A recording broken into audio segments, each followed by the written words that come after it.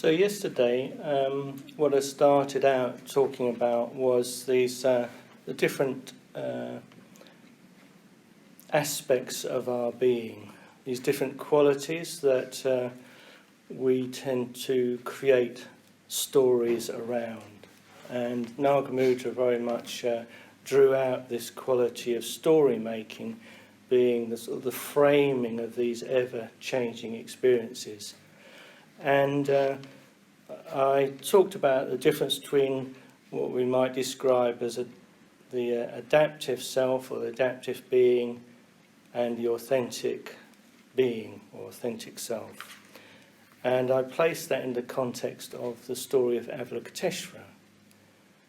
And Avalokiteshvara, this move from being a kind of a self-referencing enclosed system, somebody who thought they individually could alleviate suffering throughout Tibet in this case, and then how that the recognition of the impossibility of that led to this breaking open and a reliance on a far greater coming into service to energies that are greater beyond one's own kind of frame of reference and understanding.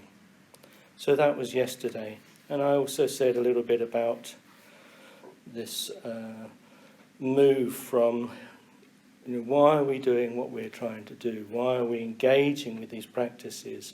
We're trying to, as far as the traditional frame that we are working in, I mentioned the three fetters that we're trying to release from.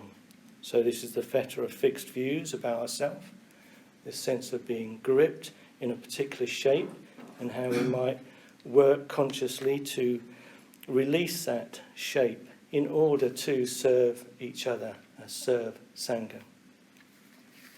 And also releasing from doubt in our own capacities to transform, and the importance of really deepening faith through leaning into each other, leaning into the three jewels. And the final thing that I mentioned in relation to this process of transformation was this releasing from any reliance on any particular outer form, any taking the outer forms of meditation, of puja, of rituals, to really stay alive to what we're actually trying to do within those experiences, to actually not get lost so much in the form, but actually be, each time we sit down to meditate, each time we go into a devotional practice, actually going into it with a real sense of curiosity and inquiry. So I'm sure, I imagine Pranamati may have something to say about that quality of attention that is so vital to really open out into the sort of living experience of meditation or of devotional practices. So that was yesterday, and one of the things is that came out of the storytelling was just trying to gauge a sense of what is actually driving our life, what is the direction of our life, how do we align all our different experiences into some meaningful shape. So I think we're trying to find in our engagement with the Dharma really some key kind of heart issues that we can create a meaningful life around those values. And this gathering around a central point is really what a mandala is. So I'm imagining everybody's heard this term, a mandala, which is just a simple way of describing the way of patterning different elements around a central point, a central hub. So we might imagine a mandala something like petals opening out of a bud, or we might see them as maybe like a church or a marketplace in the development of a village or town. And you kind of get that central point, which then out of that the community grows and comes in relationship in terms of the structure, the way the village or the town develops. So it's always in relationship to that central point. And a more kind of on a simple pattern based, you can see that mandalas are sometimes the most simplest form really is a square with a circle inside it. And there's something about that kind of that containing, that holding, that a central point that really allows us to understand, begin to recognise the different relationships or build relationships between the different points of our experience. So why this title, Befriending Your Mandala? I mean, I think the reason for that is that we are, as we probably know, we are a collection of selves. We're a collection of different aspects of our of being that we identify as being me. And what we're trying to do is see that each of these different parts of our experience, we need to build a relationship between them. So we're not, it's a sort of a move really from moving away from a more hierarchical or linear sense of being, that we are trying to kind of gather ourselves up and kind of squeeze ourselves down a very linear path. I don't know if anybody's tried that, but it tends to lead to some difficulties. So what the mandala does feels to me much more a realistic basis for practice, is that what we're tending to do is circumambulating around a central point, trying to develop a relationship to our real values, a real heart of what we feel is important in our life. And the way that we negotiate that is actually by moving through our different experiences and trying to ensure that they are in relationship to our values, our kind of our deepest longings, our deepest wishes, and weaving in all those different aspects of our being into relationship towards the centre. And not only is it relationship to the centre, but one of the beauties of a mandala is that each point is also in relationship to each other. So those more regressive parts of ourself and those really beautiful, lofty, idealistic aspects of ourself are also brought into relationship with each other. And we're weaving these into a whole patterning, dynamic, living mandala. So this is why I personally think the mandala image is so important. And it's also because a mandala is inherently relational because of this, that it's always looking to where does this part fit into the whole? Where does this current experience, how does it relate to this larger holding shape of the mandala? And again, I think this is something that is very interesting about focusing, is that it does allow this, because it's an attempt to build this larger holding container, which then allows these different experiences to come into form, come into visibility, start to reveal themselves, and we can actually start to dialogue with them in a fruitful way. So the mandala has this same intention really of creating a bigger holding capacity for the whole breadth of our experience. And it's not just an internal experience. I think the more that we can manifest a sense of the internal mandala, it inevitably resonates with the external world as well. Each relationship that we have externally is also part of, woven into the whole. That no particular experience is excluded or kind of banished from the mandala. It has to be woven in to actually find out what is the meaning between that particular dynamic. What is the meaning in those relationships?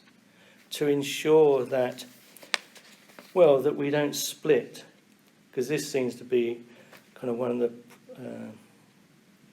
risks in the human life, is that we start to split, not only internally but externally, leading to conflict, to we're moving away from love into a more either kind of it has to be this way, greed, or it has to not be this way, which is resistance. So how can we just really open to life, always in relation to this, to the heart of the mandala? So it could say it's an image for the metta bhavana. The metta bhavana practice is very much trying to build a relationship not only to the pleasurable and easy parts of our experience, but also to, the classic term for it is the enemy. How do we build relationship with those more difficult parts of our own being, or those parts that we kind of sense in the world around us? So this is why a mandala is so important. It's trying to establish this sense of a interwoven wholeness of being, rather than a divided life, a split experience, not only kind of internally, but of course in the world. Sangha, when he talked about this in Wisdom Beyond Words, he talks about a mandala as surrounding all our experience with beauty. And I think that's a very beautiful aspiration. One could say, at least, if we can't surround it with beauty, but certainly trying to hold it in that way and bring it in relationship to this kind of, this quality of beauty. Beauty, or even we could say truth, is another. I think they're very closely connected. When somebody is being really true, it's beautiful to witness.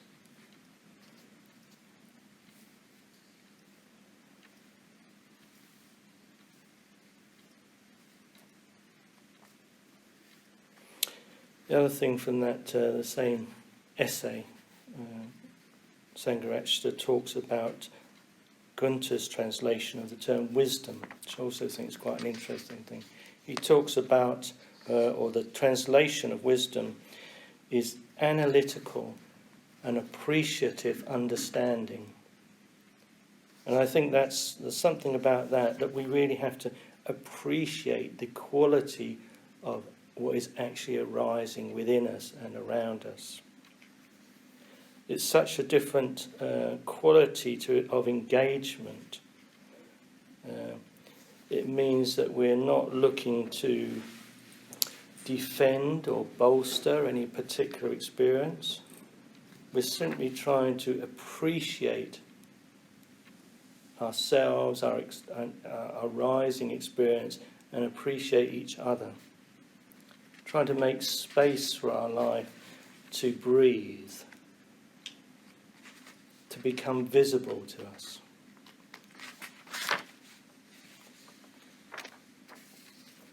And what's interesting is that as you probably noticed, well, the example that often comes to mind is if you happen to be with a child, your own child possibly, and or you as a child, when the child is playing up, one of the reasons that is happening is it's a call for attention. And actually, what can happen is this kind of whole ball of energy that is kind of crashing around in the house. When you just stop and give the child a bit of attention, that energy seems to change and relax and open, and what actually wants to be known, wants to be spoken, wants to be acknowledged, can relax and become visible. So I think this is a really important part of this quality of appreciation of the Mandala. Appreciating what is actually alive in our experience, in our life, and trying to turn towards it with that kind of curiosity. Why now? Why am I wanting a beer right now? These sort of experiences, and just kind of investigating that a bit. So I think through that process, what we tend to do is enrich our lives, our relational life as well. That we move from this sense of isolated experiences, isolated emotional arising tones in our life, to actually just bringing any experience back into relation to the whole of our life, the whole of our experience, the whole of our being. It's this weaving that is so beautiful about a mandala. It stops us getting lost or over-identified with a particular experience and build a larger container that allows more of ourselves to come into relationship, come into visibility, so that we can take all those experiences onto the path. So I think I don't know why I need to say this, but this is what I've written here. So just to say that the mandala, what it kind of works against is not kind of imagining some bland wholeness, a kind of a fantasy of some sort of singular being that we're going to move towards, that we're just going to be always in this one particular tone or flavour of being. I think the key is actually what we're trying to do is move from a kind of a bland, almost kind of, because we're having to we're kind of struggling with our experience. We're trying to kind of get it right. We're trying to make the experience acceptable or spiritual, whatever that might mean. And simply trying to become more vivid to ourselves and each other, become more wholly and fully alive, so that we begin to recognise the foreground and the background to our experience, the breadth and the focus of our experience. Creating these dialogues between the different parts of ourselves, the dialogues between our inner and our outer experience. So in this world of the mandala, we can allow the judge to be present. We can allow the persecutor to be present. We can allow the victim to be present, the lover to be present, the organiser, the outsider, the conformist, the fearful, the angel, and the devil can all be present within a mandala. And the mandala allows all those different qualities to be held in relationship to each other, but most importantly, in relationship to the centre, our deepest values.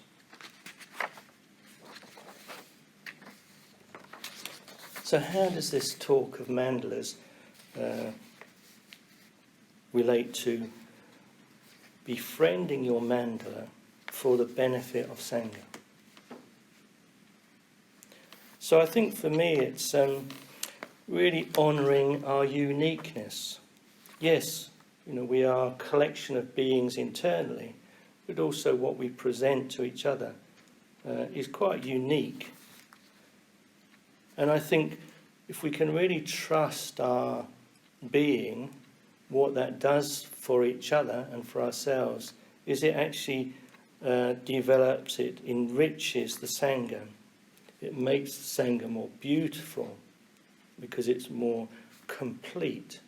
We're not struggling to kind of present in a particular way. We're simply trying to explore and be curious about who is this person, Neil? Who is he?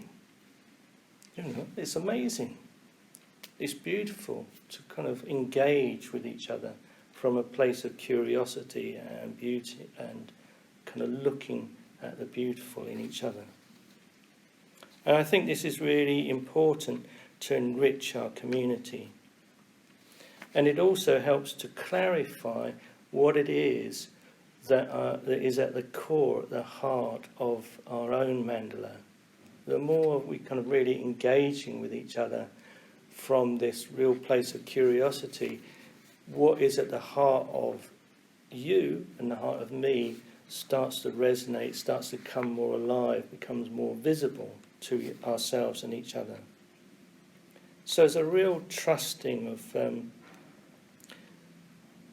this capacity for knowing, but also this capacity to hold difference, to hold conflict, as well as to kind of recognise our unifying aspects of our being.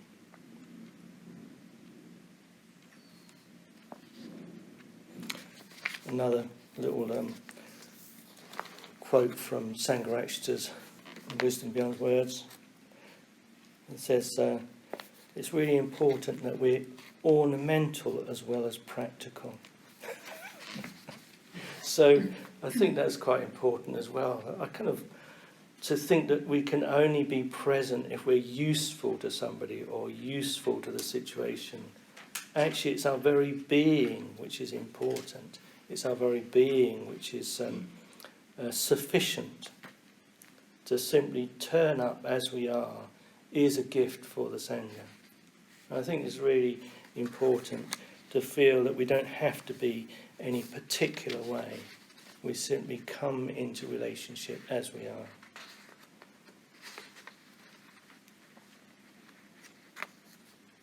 To really discover what is it that's at the heart of this mandala. Sangha says that it's talking about Prajna Paramita in Wisdom Beyond Words. He's talking about the wisdom of Prajna Paramita being dark wisdom, which I quite like that term. It just means that it is very we're reaching into the darkness collectively and individually. We really don't know what's at the heart of the mandala, but there's something about recognising that relationship to that dark wisdom, that place that is on the edge of consciousness, that is we can almost feel it, taste it, touch it in ourselves and each other. And we're trying to just find the capacity to open towards that experience. I think this is what we can do for each other within Sangha. So I hope that gives just a little taste of relationship to mandala. And I thought I'll end with a poem which I butchered mercilessly because I kind of want it to relate to the mandala. So it's maybe you know it, so I hope you'll forgive me when I read it. It's called Ithaca by Cafe. As you set out into the Mandala, hope your road is a long one, full of adventure, full of discovery. Lystrogonians, Cyclops, angry Poseidon, don't be afraid of them. You'll never find things like that on your way as long as you keep your thoughts raised high, as long as a rare excitement stirs your body, your spirit and your body. Lystrogonians, Cyclops, wild Poseidon, you won't encounter them unless you bring them alongside inside your soul, unless your soul sets them up in front of you. So hope your road is a long one. May there be summer mornings when, with what pleasure, what joy, you enter harbours you're seeing for the first time. May you stop at Phoenician trading stations to buy fine things, mother of pearl, coral, amber and ebony, sensual perfume of every kind, as many sensual perfumes as you can, and may you visit many Egyptian cities to learn and go on learning from their scholars. Keep the Mandala and its heart always in your mind. Arriving there is what you're destined for, but don't hurry this journey at all. Better if it lasts for years, so that you're old by the time you reach its open heart, wealthy with all that you've gained on the way, without expecting it to make you rich. The Mandala gives this marvellous journey, and without her you wouldn't have set out, but she has nothing left to give you now. If you find her lacking, she won't have fooled you. Wise as you will have become, so full of experience, you'll have understood by then what this Mandala means. So this is